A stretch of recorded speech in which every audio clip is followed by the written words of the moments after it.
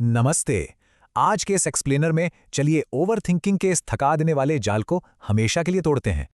आखिर इंसानी दिमाग चिंता और हिचकिचाहट के इस अंतहीन लूप में बार बार क्यों फंस जाता है? दरअसल दिमाग ओवरथिंकिंग को एक ढाल की तरह इस्तेमाल करता है, जो सिर्फ नियंत्रण का एक झूठा भ्रम है। विफलता का डर भी इसमें शामिल है। ये भारी चिंता और काम टालने की एक बेहद खतरनाक आदत पैदा करता है। इस लगातार दिमागी दौड़ भाग से क्या होता है? भयानक थकान, भयंकर तनाव और अंततः पूरी तरह से बर्नआउट। तो चलिए मुद्दे पर आते हैं। इन ऑटोमैटिक न्यूरल पैटर्न्स को आखिर कैसे तोड़ा जाए?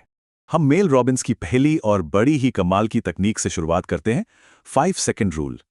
5 से उल्टी गिनती गिनने पर कोई भी इंसान डर को दरकिनार करके बिना हिचकिचाए तुरंत कदम उठा सकता है। दिलचस्प बात यह है कि ये उल्टी गिनती हमारे दिमाग के निर्णय लेने वाले हिस्से को तुरंत जगा देती है।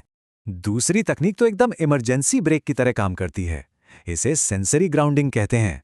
5 दिखने वाली और 4 छूने वाली चीजों के नाम लेना दिमाग को तुरंत वर्तमान में ले आता है।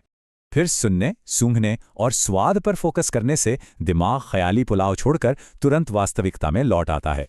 असली दुनिया की ओर ये अचानक बदलाव हमारे नर्वस सिस्टम की उस घबराहट वाली प्रतिक्रिया को तुरंत रोक देता है।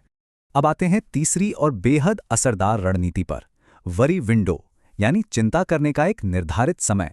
दिन भर परेशान करने वाले विचारों से लड़ने के बजाय उन्हें एक तय समय के लिए टाला जा सकता है।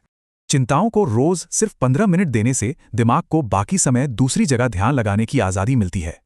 तो चलिए देखते हैं कि रोजमर्रा की असल जिंदगी में इन तीनों तकनीकों का इस्तेमाल कैसे किया जा सकता है। किसी मुश्किल ईमेल को देखकर घबराहट होने पर 5 से उल्टी गिनती सीधे सेंड बटन दबाने की हिम्मत देती है।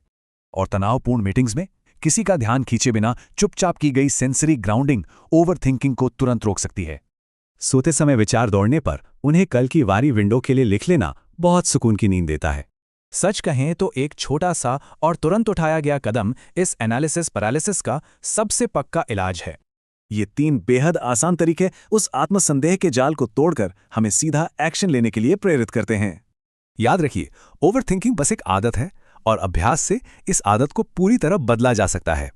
सोचिए, अगर हमारा दिमाग खुद को पीछे खींचना बंद कर दे तो हम क्या क्या शानदार चीजें हासिल कर सकते हैं।